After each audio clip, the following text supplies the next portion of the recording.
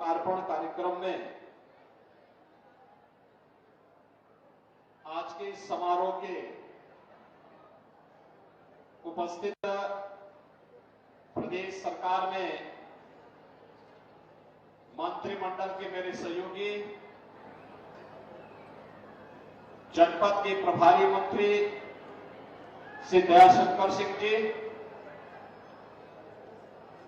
उन्नाव के लोकप्रिय सांसद डॉक्टर सच्चिदानंद हरि साक्षी जी महाराज, माननीय विधायकगण पंकज गुप्ता जी, बंबालाल दिवाकर जी, ब्रजेश रावत जी, श्रीकांत कटियार जी, अनिल सिंह जी, आशुतोष शुक्ला जी,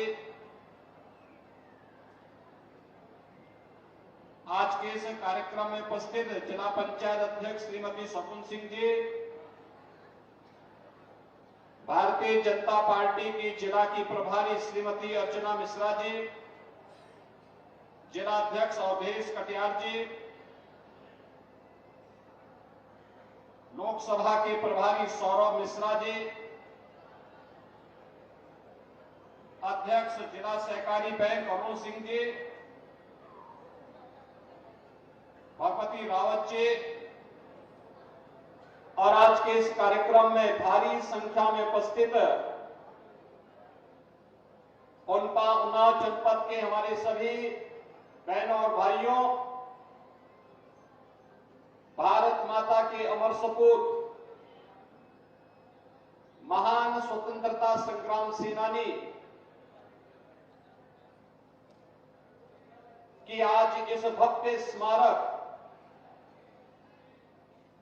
और मूर्ति स्थापना के कार्यक्रम को यहां पर संपन्न किया है। इस अवसर पर मैं भारत माता के इस महान सपूत, जिन्होंने इसी गांव में जन्म लेकर के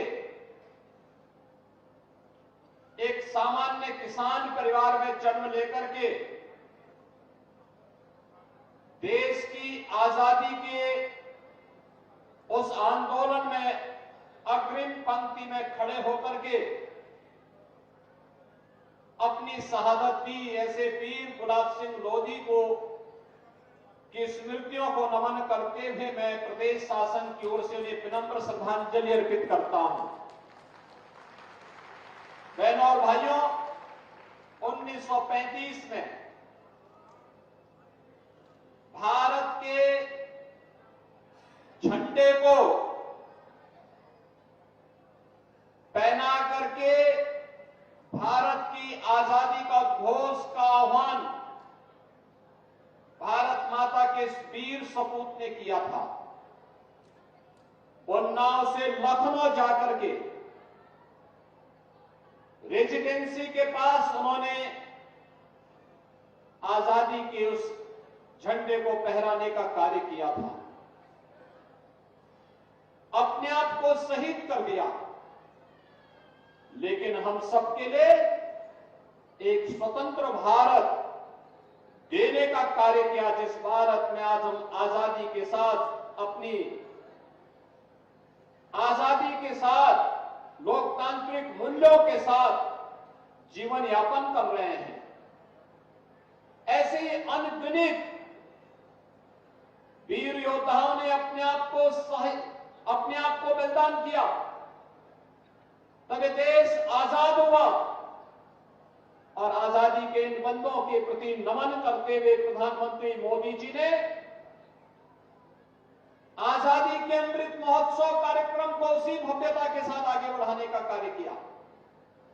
आजादी का अमृत महोत्सव जिस भव्यता के साथ देश के अंदर आयोजित हुआ, हर घर में तिरंगा फहरा करके मोदी जी ने वीर गुलाब सिंह लोधी के प्रति ही सम्मान व्यक्त करने का काम किया था। उस समय एक झंडा फहराने के लिए गोली खानी पड़ती थी। इस बार 140 करोड़ का भारत हर घर में तिरंगा लहरा करके अपनी आजादी की 75 वर्ष पूर्ण होने का उद्घोष कर रहा था।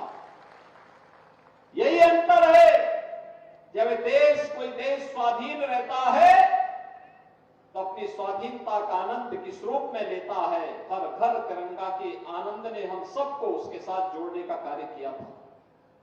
और इसीलिए प्रधानमंत्री मोदी जी ने आजादी के अमृत महोत्सव वर्ष के अवसर पर आजादी के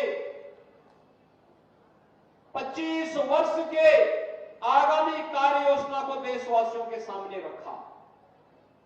यह देश जब अपनी आजादी के 75 वर्ष पूर्ण होने के उपरांत आगामी 100 वर्ष के लिए शताब्दी वर्ष महोत्सव के कार्यक्रम के साथ जुड़ेगा, कैसा भारत हमें चाहिए,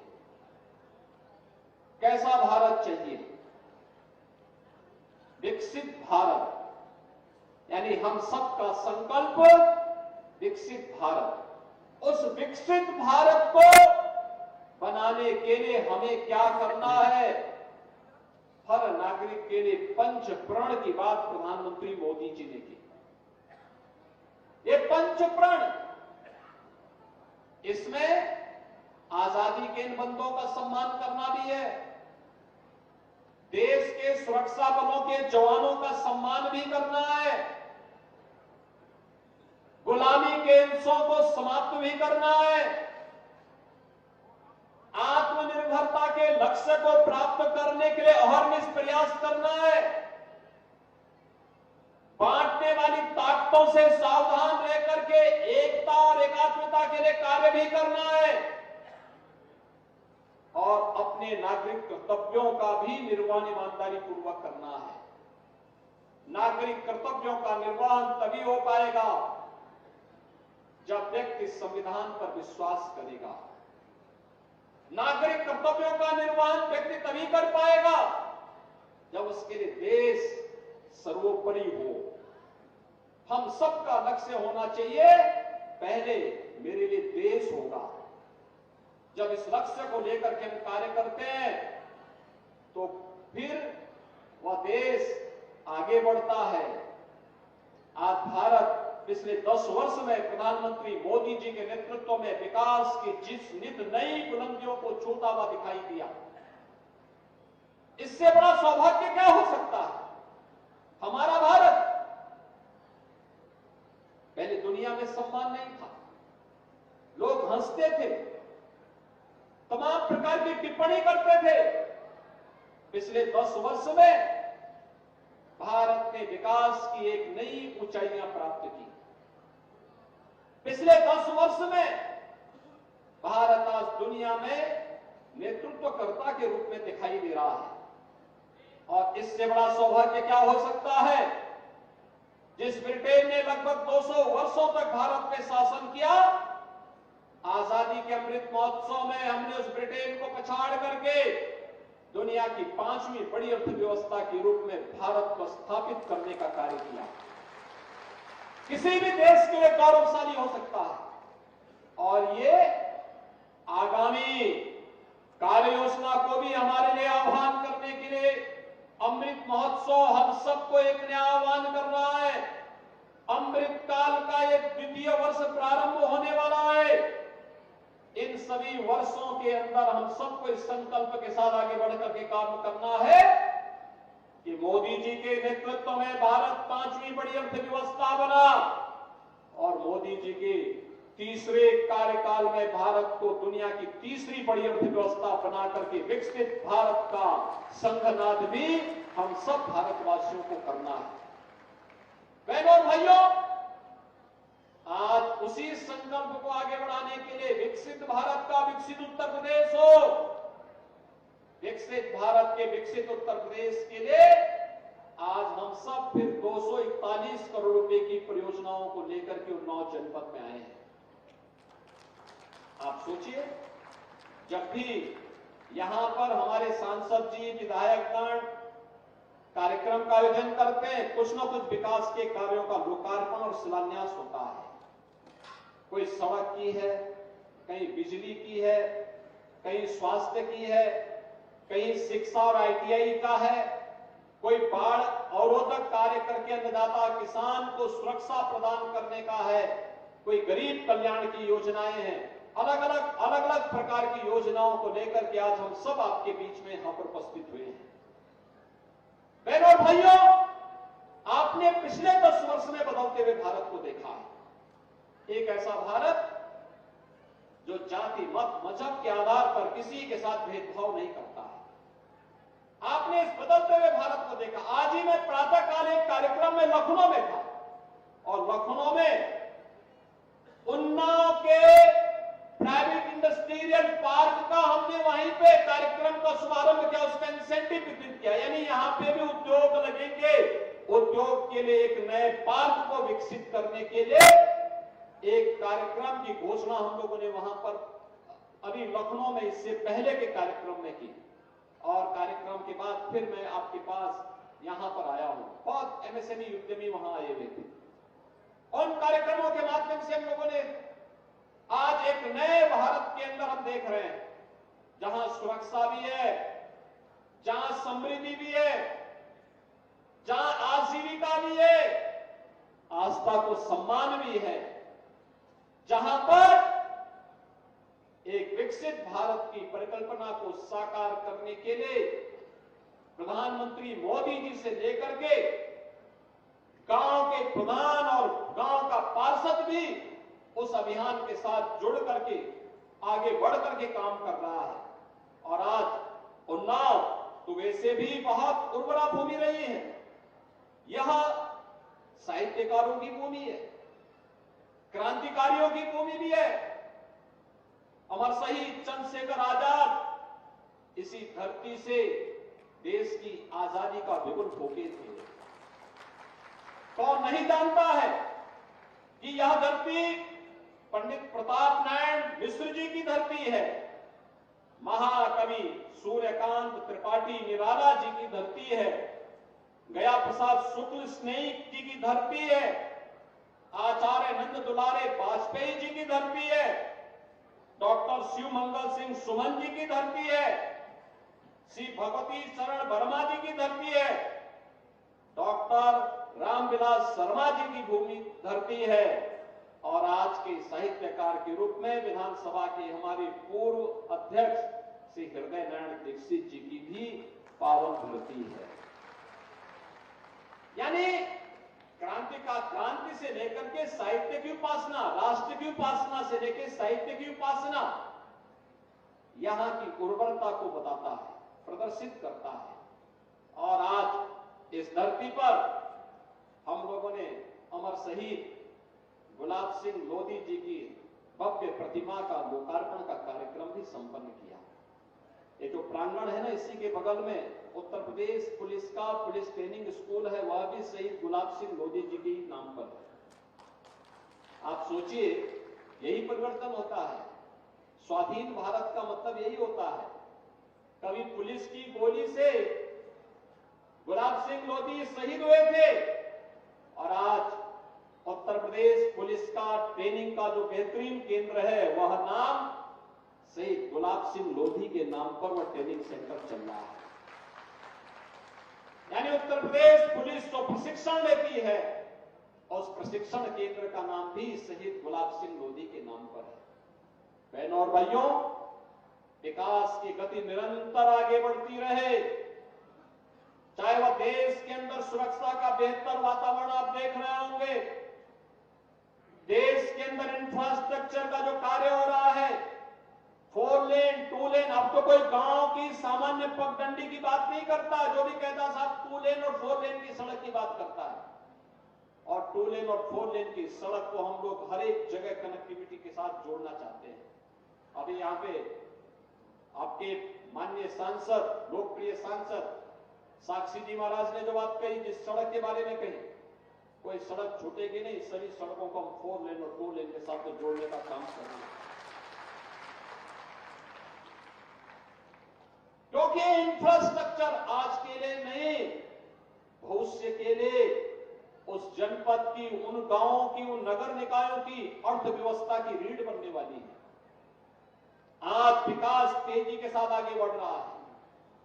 अभी आपने ग्राउंड ब्रेकिंग सेरेमनी देखा होगा, जिस उत्तर प्रदेश में कोई आना नहीं चाहता था।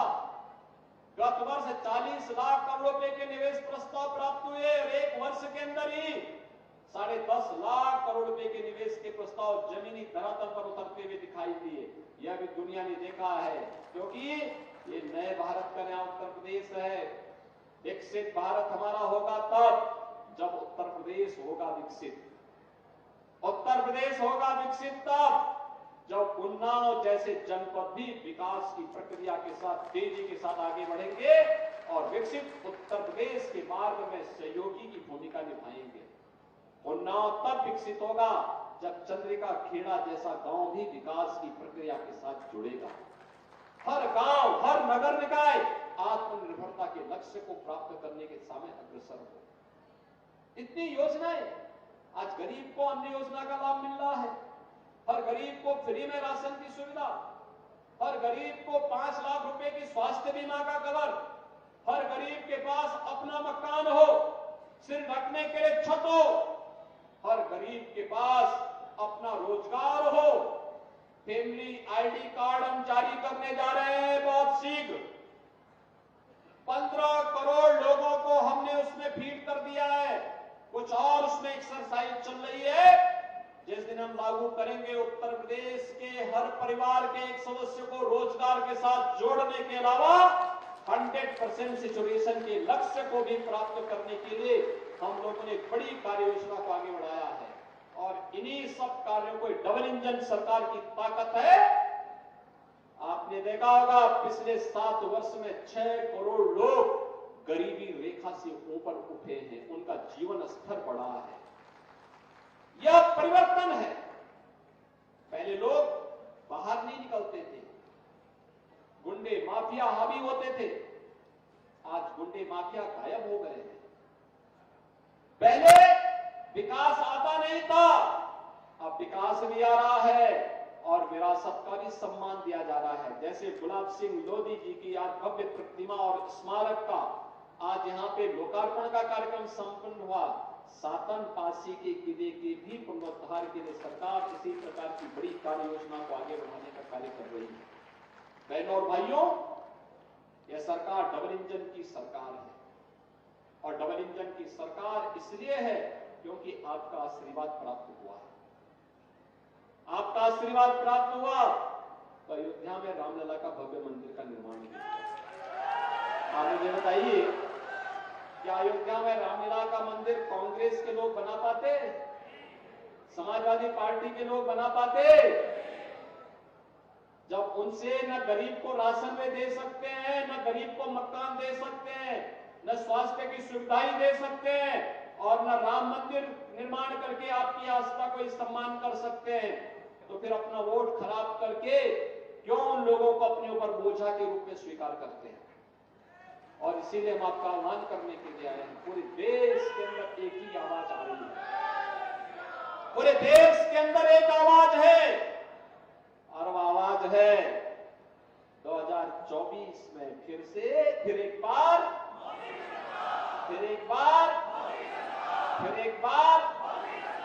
मोदी सरकार का पूरे देश के अंदर एक आवाज आ रही है। क्या आप सब सहमत हैं? सभी लोग सहमत हैं? बहनों और भाइयों, मैं यहां के लोकप्रिय सांसद साक्षी जी महाराज को हृदय से धन्यवाद दूंगा कि उन्होंने मुझे आज इस जनपद में चंद्रिका खेड़ा गांव को देखने का मुझे अवसर दिया है। वास्तव में आधुनिक भारत के तीर्थ हैं, आधुनिक भारत के तीर्थ, जिनकी शहादत के कारण, जिनके बलिदान के कारण यह देश आजाद हुआ, उनकी मातृभूमि को देखने का सौभाग्य मुझे प्राप्त हुआ। और आज श्री गुलाब सिंह लोधी जी की इस भव्य प्रतिमा का लोकार्पण का कार्यक्रम करने के साथ ही यहां के विकास को और गति देने के लिए मुझे आने का अवसर प्राप्त हुआ। मैं इस अवसर पर आप सबका एक बार फिर से हृदय से अभिनंदन करता हूं। आपको होली की मंगलमय शुभकामनाएं देते हुए आप सबका आह्वान करूंगा कि जो कार्य करे, बिना भेदभाव के शासन की योजना का लाभ दे, सुरक्षा की योजना, सुरक्षा की बेहतर सुविधा आपको उपलब्ध कराए, उन्हीं को सत्ता में आने का अधिकार होना चाहिए। और प्रधानमंत्री मोदी जी के नेतृत्व में इसी आह्वान के साथ आज पूरा देश फिर से इसी बात को का आह्वान कर रहा है कि 2024 में फिर एक बार मोदी सरकार आनी ही चाहिए। वही देश को फिर से देश की तीसरी बड़ी अर्थव्यवस्था के रूप में स्थापित करेंगे। इस विश्वास के साथ मैं एक बार फिर से शहीद गुलाब सिंह लोधी को उनकी पुण्य स्मृतियों के लिए नमन करते हुए विनम्र श्रद्धांजलि अर्पित करता हूं। विकास की योजनाओं को मजबूती के साथ आगे बढ़ाने के लिए यहाँ के सभी माननीय जनप्रतिनिधियों का हृदय से अभिनंदन करते हुए उन्हें धन्यवाद देता हूं और आप सबके प्रति अपनी मंगल में शुभकामनाएं देते हुए वाणी को विराम देता हूं। धन्यवाद। जय हिंद।